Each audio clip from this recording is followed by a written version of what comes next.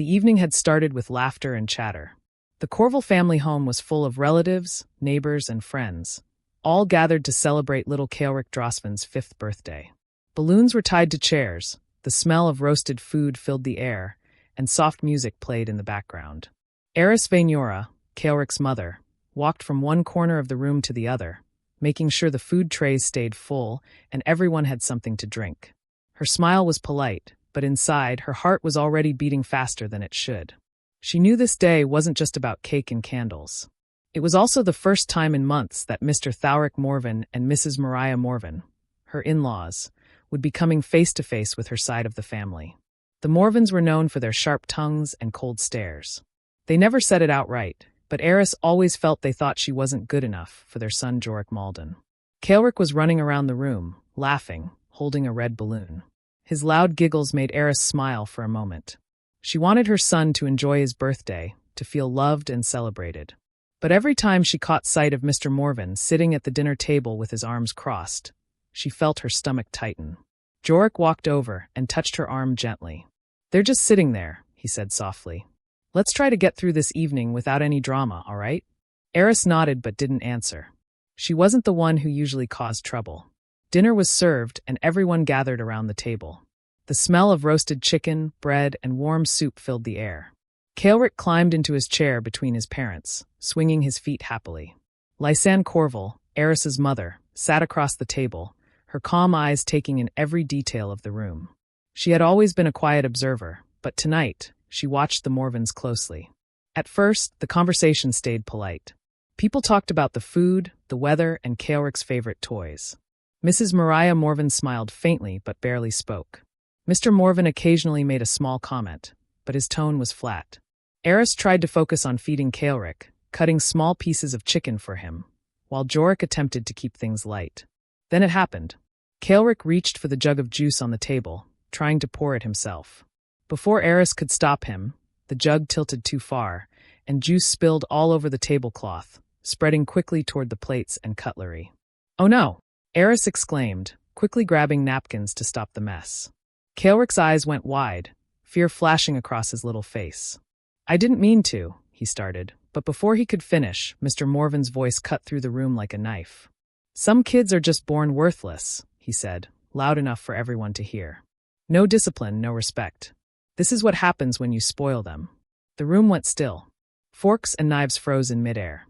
The music playing in the background suddenly felt too loud, too cheerful for such a moment. Eris felt her heart drop into her stomach. She stared at her father-in-law, unable to believe he had said that about her child, her sweet, innocent little boy. Kaelric looked down at his lap, his lip trembling, as if he had just been told he was the worst child in the world. Jorik's jaw tightened, but he didn't say anything. His parents had always been harsh, but this was worse than usual. Eris's eyes filled with tears. She picked up Kaelric and held him against her chest. "It's okay, baby," she whispered, her voice breaking. "You're not worthless." But the damage was done. The room was silent except for the sound of Kaelric's small sniffles. Some guests looked down at their plates, embarrassed to have witnessed such a cruel moment. Others looked at Jorik, waiting for him to say something, but he remained frozen, torn between defending his son and keeping peace with his father. Lysanne Corville's chair scraped softly against the floor as she stood up. She placed her napkin on the table, her calm eyes now sharp with quiet anger. She turned to face Mr. Morven. "That's enough," she said in a steady voice that carried across the table. Mr. Morven raised an eyebrow. "Excuse me?" "You heard me," Lysanne replied, still calm but firm. "You call my grandson worthless, but let me tell you something. He's the only reason your son still visits you. Without him, you would have already lost this family." The words hung in the air like a heavy weight. Eris gasped softly, holding her son tighter. Jorik's eyes widened. Even Mrs. Mariah Morven looked down at her plate, suddenly ashamed. Mr. Morven's smug smile disappeared, replaced by a blank, unreadable expression. No one spoke. The party, the laughter, the cheerful atmosphere, it was all gone. The only sound left in the room was the quiet breathing of the people sitting there, stunned into silence. And that was the moment everything changed. The air in the dining room felt heavy, almost impossible to breathe. Everyone was frozen after Lysanne Corville's words. No one dared to move their fork or even sip their drink. The only sound was Kaelric's small sniffles as he pressed his face into his mother's shoulder. Eris Vainora gently rocked her son, whispering, "It's okay, Kaelric, it's okay," though her own voice trembled. Tears streamed down her cheeks, but she didn't bother wiping them away. Her body was shaking. She felt humiliated, angry, and broken all at once. Jorik Malden sat stiff in his chair, his hands gripping the edge of the table so tightly that his knuckles turned white. He had always known his father could be cruel, but never had he expected him to insult his son so openly in front of everyone. His mouth opened slightly, but no words came out. It was as though his throat was trapped between rage and fear. Mr. Thalric Morven leaned back in his chair, his expression cold. He wasn't used to being challenged, especially not by Lysanne, who had always been quiet in his presence. For a moment he smirked, as if trying to brush off her words. But when he noticed how the room had gone completely silent, his smirk faltered. Mrs. Mariah Morven sat beside him, her hands folded tightly in her lap. She looked down at her plate, avoiding everyone's eyes. She had heard her husband say cruel things before, but this time something was different. This time, the whole family had witnessed it. Lysanne stood tall, her calm voice slicing through the silence once more. "You sit here and judge a 5-year-old child," she said firmly. "But let me ask you, what kind of man feels powerful insulting a child at his own birthday party?" Gasps rippled quietly across the table. A cousin lowered his eyes, embarrassed. A neighbor shifted uncomfortably in his seat. The truth in Lysanne's words was undeniable. Eris's heart pounded as she looked at her mother. For years, she had endured the Morvens' cold treatment in silence. She had felt small, unworthy, like she had to constantly prove herself. But now, watching Lysanne stand up for Kaelric, a tiny flame of strength began to burn inside her chest. Jorik finally spoke, his voice hoarse. "Father." His eyes were fixed on Mr. Morven, but the rest of his sentence died in his throat. He wanted to scream. He wanted to shout that Kaelric was not worthless. But part of him still felt like a little boy trying to win his father's approval. That fear gripped him, and he froze again. Mr. Morven's lips pressed into a thin line. "Children who misbehave need discipline. If you can't control him, don't expect me to stay quiet," he said sharply, trying to regain control of the room. "Discipline," Lysanne repeated, her voice calm but burning with anger. She stepped closer to the table, her eyes never leaving his. "You think calling a child worthless is discipline? No, that's cruelty. And cruelty doesn't make families stronger. It destroys them." The silence that followed was deeper than before. Kaelric lifted his head from Eris's shoulder, his eyes red from crying. He looked around the table, confused, scared. Eris kissed his forehead and whispered, "You're loved, my son. Don't listen to him." For the first time, Mrs. Mariah Morven raised her eyes. She glanced at Eris, then at Kaelric, and her expression softened for just a moment. But she quickly looked away again, trapped between loyalty to her husband and the shame she felt. Eris could feel the eyes of the guests on her. Pity, sympathy. Some even looked guilty for not speaking up. She held Kaelric tighter. She was tired of being silent. But before she could say anything, her mother spoke again. "Jorik," Lysanne said gently, turning to her son-in-law. "It's time to decide. You can't protect both sides forever. Either you stand with your wife and child, or you let your parents continue tearing them down." The words hit Jorik like a strike to the chest. His face turned pale. He had never heard someone speak to him so directly. He knew she was right, but the weight of it crushed him. He looked at his wife, her tear-streaked face, her trembling hands, and then at his son, who sat silently, as if waiting to see if his father would defend him. The silence stretched on. No one touched their food. No one moved. Mr. Morven shifted uncomfortably in his chair for the first time all evening. He wasn't used to being on the defensive. His pride screamed at him to respond, but his son's eyes staring back at him, filled with anger and disappointment, made his words catch in his throat. Mrs. Morven placed a hand on her husband's arm, a subtle signal to stop, but he pulled his arm away. The tension in the room was unbearable. It felt like the walls themselves were holding their breath. Eris finally whispered, her voice breaking. "All I ever wanted was for Kaelric to feel loved by his family. But tonight, you proved he never will, at least not from you." Her words cracked like glass. Tears rolled down her cheeks again, and the guests shifted uncomfortably, some of them blinking back their own tears. That was the moment Jorik pushed his chair back and stood up. The sound of the chair scraping against the floor echoed through the room. His face was pale, his jaw tight, but his eyes were no longer frozen. Something inside him had finally broken free. And as he opened his mouth to speak, the silence in the room grew even heavier, because everyone knew whatever he was about to say would change everything. Jorik Malden stood with his hands pressed against the table, his chest rising and falling quickly. His heart hammered in his ears, but this time he did not sit back down. The room was still, the smell of roasted food now mixed with tension, so heavy it was hard to breathe. Eris Vainora looked at him with wide, tearful eyes. She was scared he would stay silent, scared that once again he would choose peace with his parents over protecting their son. Ceolric sat on her lap, small hands gripping her dress tightly, as if he too was waiting to see what his father would do. Jorik swallowed hard. For years he had lived in the shadow of his father, obeying him, fearing his disapproval. Every choice he made had been questioned, every mistake magnified. And now, for the first time, he saw his own child facing that same cold judgment. His voice came out low at first, almost shaky. "Father," he said, looking directly at Mr. Thalric Morven, "you will not speak about my son that way again." A ripple went through the room. Some guests gasped quietly. Others shifted forward in their seats, as if to catch every word. Mr. Morven leaned back, his expression darkening. "You're letting emotions cloud your judgment," he said sharply. "The boy is wild. He needs discipline." Jorik's voice grew louder, stronger. "He needs love. He needs respect. He needs a family that makes him feel safe. And if you can't give him that, then you don't deserve to call yourself his grandparents." Eris's hand covered her mouth as tears streamed down her face. For so long she had dreamed of hearing these words from her husband. Her shoulders shook, but this time it was with relief, not fear. Mr. Morven slammed his hand on the table, making the plates and glasses rattle. "You dare speak to me like that? After everything I've done for you?" The sound made Ceolric flinch and bury his face in his mother's chest. Lysanne Corval immediately stepped closer, placing a protective hand on Eris's shoulder. Her eyes, calm but firm, stayed locked on Mr. Morven. "What you've done," Jorik said firmly, "is control me my whole life. Make me feel like nothing I did was ever enough. But I won't let you do that to my wife or my son. Not anymore." For a moment, Mr. Morven opened his mouth to respond, but nothing came out. His face reddened, his pride stung. Mrs. Mariah Morven spoke at last, her voice trembling. "Jorik, please. He didn't mean it." "Yes, he did." Jorik cut her off, his tone sharp.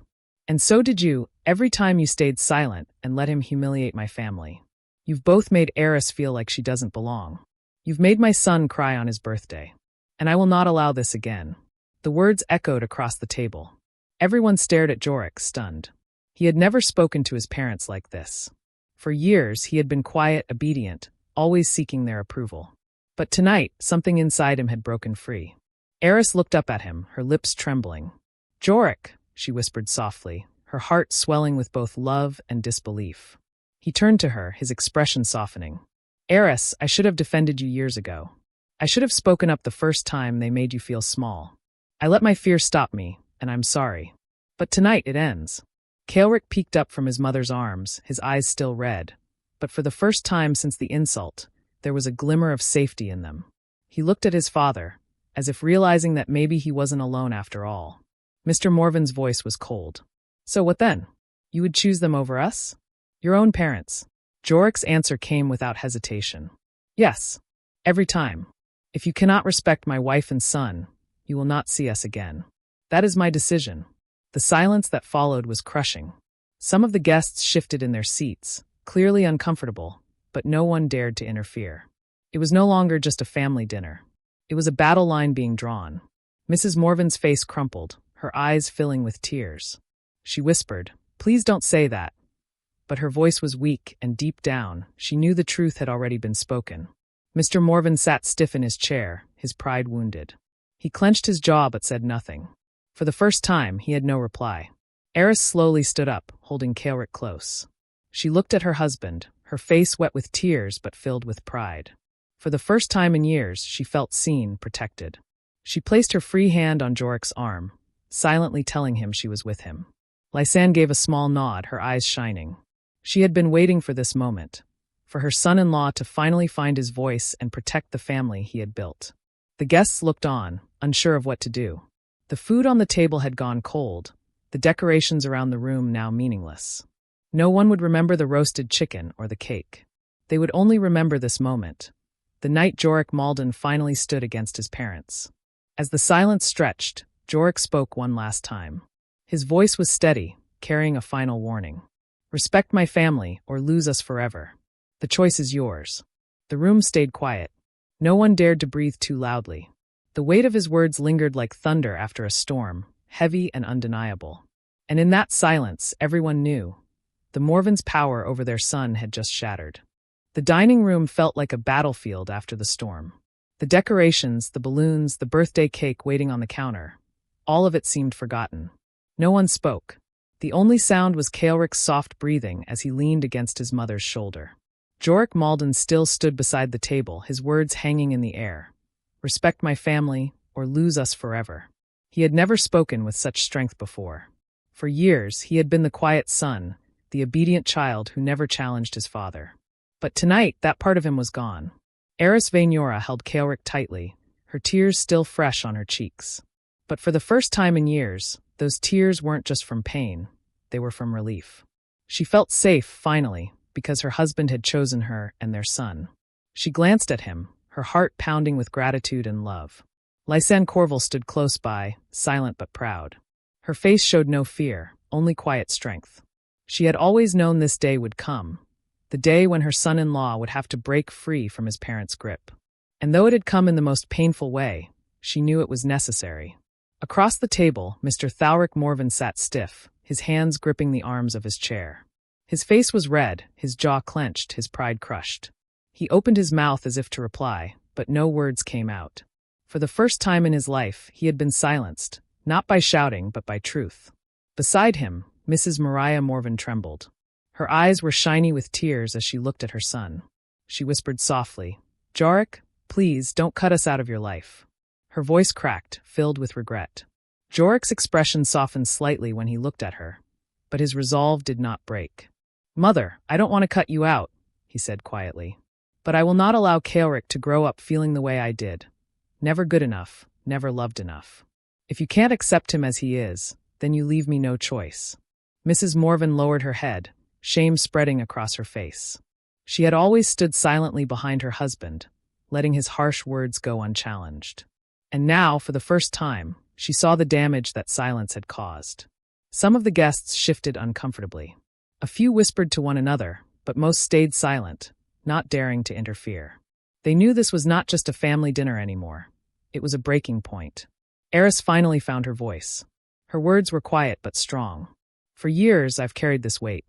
I tried to smile through it. I tried to tell myself it didn't matter. But tonight, when you called my son worthless, you broke something in me. And I won't allow anyone to break him." She kissed Keilrik's hair as her voice shook. "He is my world. He is not worthless. He is everything." Her words made several people at the table blink back tears. Even those who barely knew the family could feel the raw truth in her voice. Jorik reached for her hand, squeezing it firmly. Then he looked back at his parents. "We're leaving." He pulled out Eris's chair gently, helping her stand with Keilrik in her arms. Lysanne moved to their side, placing her hand on her daughter's back. Together, the three of them turned toward the door. "Wait!" The single word came from Mrs. Morven.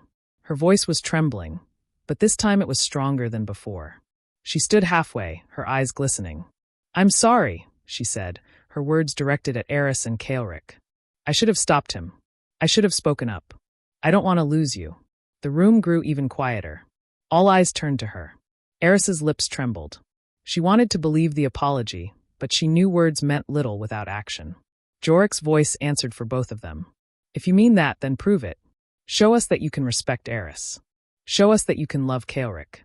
Until then, we will keep our distance." Mrs. Morven nodded faintly, her face wet with tears. Mr. Morven remained silent, his pride too strong to let him speak. But the look on his face made it clear. He knew his son was slipping away. Jorik didn't wait for more. He walked out of the room with Eris, Keilrik, and Lysanne at his side. The door closed behind them, leaving the guests stunned and the Morvens alone with their silence. Outside, the cool night air brushed against their faces. Eris took a deep breath, finally able to breathe freely again. Keilrik yawned against her shoulder, too young to understand everything that had happened, but comforted by the warmth of his parents and grandmother around him. Eris turned to Jorik, her voice breaking softly. "Thank you for choosing us." He cupped her cheek gently, his eyes filled with guilt and love. "I should have done it sooner. But I swear, from now on, you and Keorik come first. Always." Lysanne looked at both of them, her eyes shining with tears. She whispered, "This is how families survive. Not by silence, not by fear, but by love and courage." The three of them walked away together, their steps slow but steady. Behind them, the party was forgotten. The cake, the decorations, the laughter, they no longer mattered. What mattered was that a line had been drawn, and a family had chosen love over cruelty. That night, the Morvans' house remained quiet, heavy with regret. But in the hearts of Eris, Jorik, and little Keorik, something had changed forever. They had walked out with dignity, with strength, and with the unshakable bond of a family that had finally found its voice. And though the evening had begun as a celebration of a child's birthday, it ended as the birth of something far greater: freedom.